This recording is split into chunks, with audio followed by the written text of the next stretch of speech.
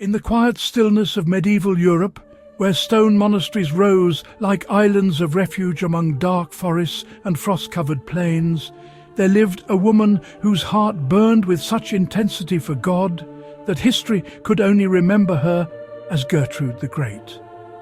She was not a queen, nor a revolutionary, nor a scholar in the worldly sense. And yet, her influence would ripple across centuries, touching theologians, mystics, popes, and ordinary believers alike.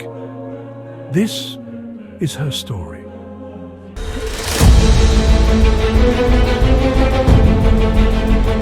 Picture, if you will, the late 13th century.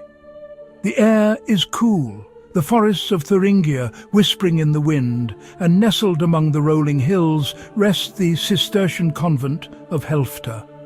A place of learning, a place of quiet labour, a place where souls sought union with the divine.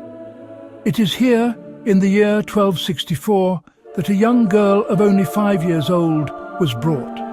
Small, bright-eyed, unaware that she would one day become one of the greatest mystics in the Christian world. Her name was Gertrude. Gertrude's origins are intriguingly shrouded in mystery. Historians believe she was likely born to a noble family, but no documents confirm her parentage.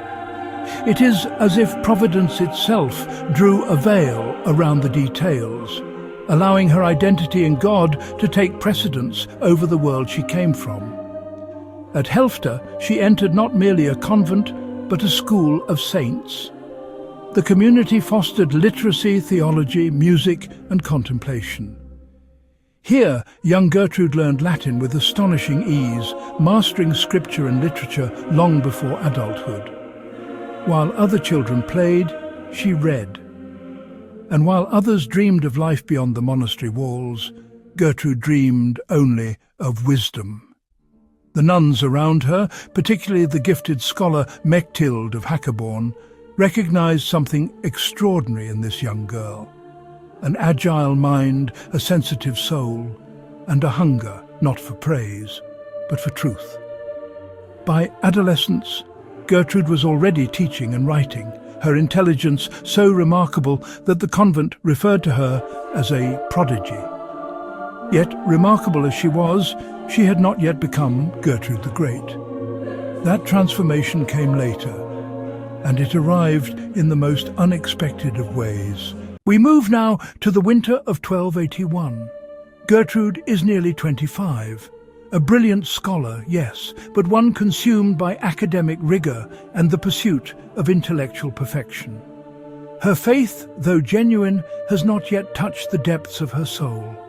Then, one night, everything changes. She experiences a vision, one so vivid, so tender, so overwhelming that it fractures her entire understanding of God. In it, she sees Christ not as a distant judge, but as a loving companion. His face full of light, his voice calm, he invites her away from the world of intellectual vanity and into the vast ocean of divine love. It is, as mystics often describe, a spiritual earthquake. Gertrude later writes, "He drew me to himself, and in that moment my soul knew peace for the first time." This encounter ignited a fire within her. From that day, her life became wholly devoted, no longer to knowledge for its own sake, but to knowing God intimately. And so begins one of the most astonishing spiritual journeys in the history of the Church. Gertrude's relationship with Christ was not an abstraction. It was warm, personal, vibrant, full of emotion, conversation, and astonishing visions. Imagine a woman who wrote not from theory, but from direct encounter. A woman who said Christ appeared to her with a heart shining like a furnace.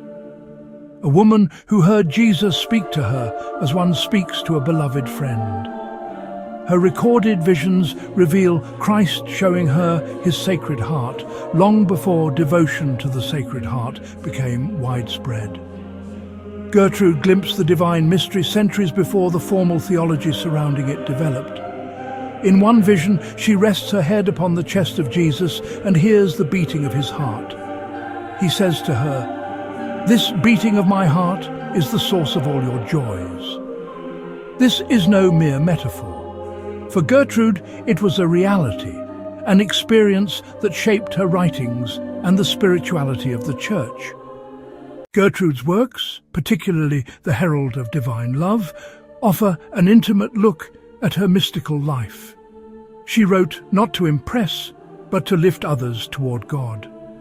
Her words describe the tenderness of Jesus, the overwhelming mercy of God, the transformative power of prayer, the profound dignity of every human soul.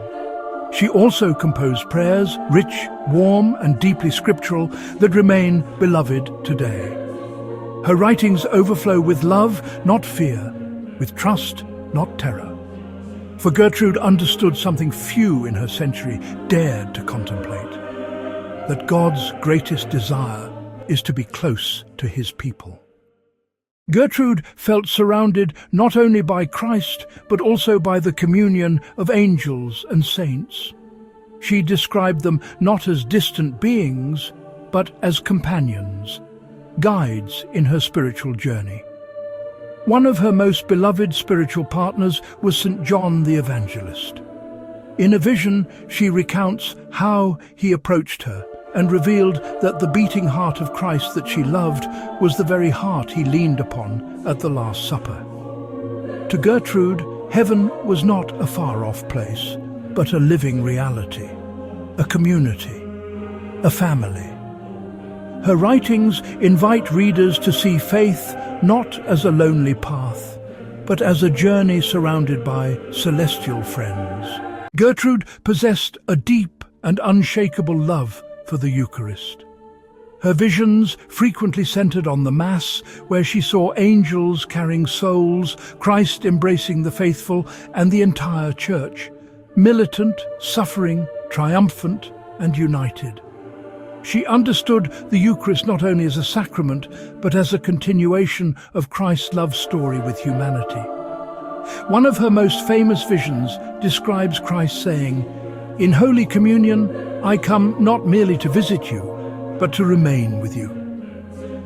Through Gertrude's writings, the world glimpsed the Eucharist anew, not as ritual alone, but as the living heartbeat of God. Despite her deaf influence, Gertrude never sought fame. She rarely wrote about herself, always pointing back to Christ. Her fellow nuns described her as gentle, joyful, deeply humble. She bore physical suffering with remarkable peace. She gave counsel to those struggling with fear or shame. She encouraged the scholarly nuns and comforted the anxious ones. She lived simply and beautifully as one who had discovered her truest purpose, to be loved by God and to return that love. Gertrude's health remained fragile throughout her life. In her later years, she suffered greatly, yet her writings describe her illness as a classroom where God continued to teach her trust and surrender. She died around the age of 46, sometime after 1301. Her sisters reported that her final hours were full of peace. No fear, no agitation, only the quiet confidence of a soul returning to the one she had loved so profoundly. Though never formally canonized, the Church has honored her for centuries, eventually bestowing the rare title, the Great. This title is reserved for only a tiny handful of saints, and among women she stands unique. She is the only female saint in history to bear the title, the Great. Gertrude's life might seem distant from ours. After all, few of us experience vivid visions of Christ. Yet her message is astonishingly modern. She teaches us that God is not distant, that prayer is not a duty, but a relationship, that faith is not fear, but love. In an age of anxiety, distraction and loneliness, her voice rings ever clearer. You are seen, you are known, you are loved beyond measure. Her example reminds us that holiness is not found in extraordinary deeds, but in opening the heart to God with honesty and tenderness.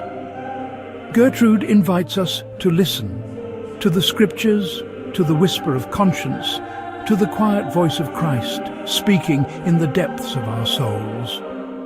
She invites us to rest, like she once did, against the heart of God. In the vast tapestry of Christian history, some threads shine brighter than others. Threads woven with devotion, humility, and love. Saint Gertrude the Great is one such thread. Her writings continue to guide the weary. Her visions continue to inspire the faithful. Her life continues to whisper a timeless truth, that the heart of God is nearer than we think. And as we close our journey through her remarkable story, one feels certain that if she could speak to us today, she would invite us gently and lovingly, as Christ once invited her. Come closer and rest in my heart.